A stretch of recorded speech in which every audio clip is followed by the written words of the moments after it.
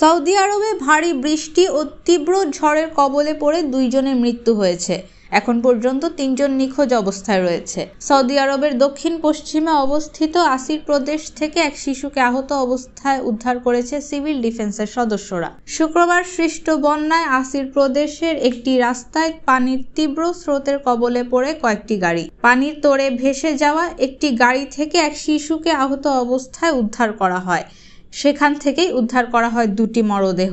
সৌদির জাতীয় নিরাপত্তা পরিষেবা মক্কায় আরও ভারী বৃষ্টিপাতের সতর্কতা জারি করেছে। ভারী বৃষ্টিপাতের কারণে সৌদি আরবের বেশ কিছু অঞ্চলে রেড অ্যালার্ট জারি করা হয়েছে।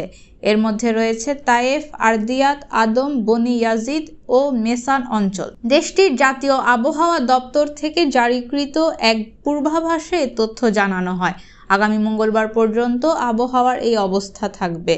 আবহাওয়ার পূর্বাভাসে ভারী বৃষ্টির পাশাপাশি বজ্রপাতেরও সংকেত দেওয়া হয়েছে।